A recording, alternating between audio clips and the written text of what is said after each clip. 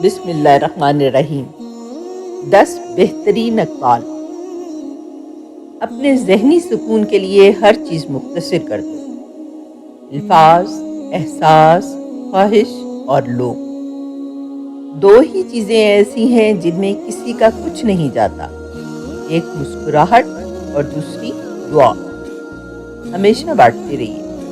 مصائب کیوں آتے ہیں؟ انسان کو غفلت سے جگانے کے لیے، اللہ تعالیٰ سے قریب کرنے کے لیے، کسی بڑے کام کے لیے تیار کرنے کے لیے، درجات کی بلندی کے لیے، گناہوں کے کفارے کے لیے، دنیاوی حقیقتوں کو عیاں کرنے کے لیے، صبر آزمانے کے لیے۔ اللہ جس سے بھلائی کا ارادہ کرتا ہے اس کو مصائب میں مبتلا کر دیتا ہے۔ اگر بے حجاب، کھلے سر اور تنگ کپڑے پہن کر گھومنا اور اپنے چہرے یا جسم کی نمائش کرنا ماڈرنزم کہلاتا ہے تو میرے خیال میں جانور سے زیادہ ماڈرن تو کوئی بھی نہ ہوا۔ 2 کروڑ کا گھر ہے، 1 کروڑ کی گاڑی ہے، مگر غسل آخر صرف ایک لکڑی کے تختے پر ہوتا ہے۔ اس لیے کسی کا حق مت کھاؤ۔ دنیا کی شان و شوکت، دولت اور رتبہ سب پیچھے رہ جاتے ہیں، بس اعمال ساتھ جاتے ہیں۔ کسی کا حق مار کر کبھی سکون سے نہیں جیا جا سکتا اور نہ ہی قبر میں چین پایا جا سکتا ہے۔ جب انسان ہر در سے مایوس ہو جاتا ہے تب نماز اسے اس در تک لے جاتی ہے جہاں سے کبھی کوئی خالی واپس نہیں آتا۔ ہر جگہ لکھا ہوتا ہے کہ آپ کیمرے کی نظر میں ہیں۔ کیا کبھی اس پر غور کیا؟ وَهُوَ مَعَكُمْ أَيْنَمَا كُنْتُمْ۔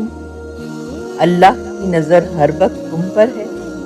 جب کسی انسان کے سامنے روشنی ہوتی ہے تو اس کا سایہ پیچھے رہتا ہے، اور جب روشنی پیچھے ہوتی ہے تو سایہ آگے بڑھ جاتا ہے۔